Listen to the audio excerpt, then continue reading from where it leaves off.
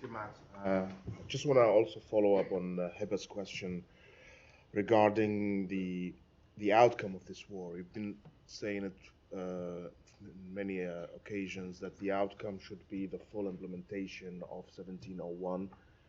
And as the fighting goes on, we see ourselves further away from achieving that by military means. I remember when I asked you about Naim Qasim's statement that he is willing to go with Berri, the Lebanese Speaker of the Parliament, that you were saying that yes, we want it ultimately, but now it's time for Israel to attack Hezbollah. Hezbollah is still fighting, still firing missiles, things threatening to go beyond control in southern Lebanon. We've seen yesterday the Israeli military just, I don't know what the word to describe that, but a whole village went into nothing in southern Lebanon. Do you feel that maybe this approach of you, allowing Israel this window, is actually dragging you more and more into something that you don't really want? So, first of all, as you've heard me say before, and I'm going to repeat it again because I think it's always an important reminder, Israel is a sovereign country that makes its own decisions. And we impress upon them what we believe the best outcome is for their security interests, for the security interests of neighboring countries, for the security interests of the broader region. But these are decisions that Israel ultimately makes, and we will intervene with them to make clear what we think is the outcome that they ought to pursue. When it comes to what happens next, uh, obviously we want to see a change in the political situation in Lebanon because we want to see them elect a president. We've made that clear. But the part of the question that I'm having a little bit of trouble with is it removes any agency from Lebanese political actors and the Lebanese political system and puts it all in the United States. It is ultimately up to the people in Lebanon, the Lebanese government, to break through the dysfunction that has plagued it and elect a new um, president, something that we have made clear, something the international community has made clear that they want to see for some time.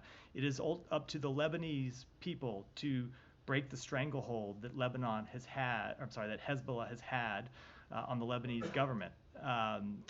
We can do our part, other countries can do our part, but the countries in the region play a role in this too. Lebanese people play a role in this too. So what we want to see happen is Hezbollah degraded, Hezbollah pull back, Hezbollah finally meet the obligations that they committed to in 2006 and have never fulfilled.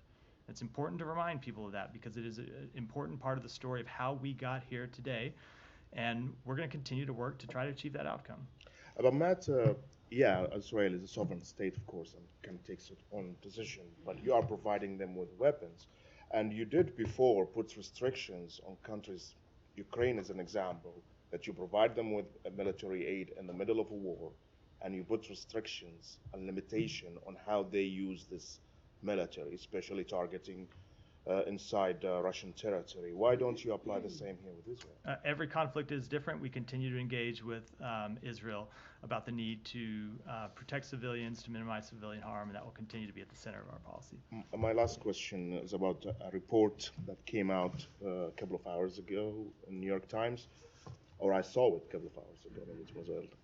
It's about Israeli military using captured Palestinians in Gaza as a human shield. And if I want to quote here what the report is saying is that the practice is routine, commonplace, organized, conducted with considerable logistical support and the knowledge of superiors on the battlefield.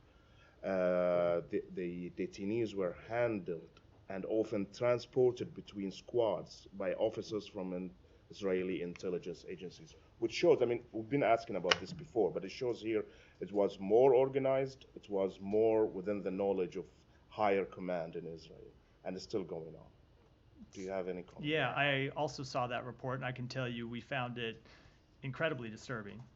If the facts as presented in that report are true, they're completely unacceptable.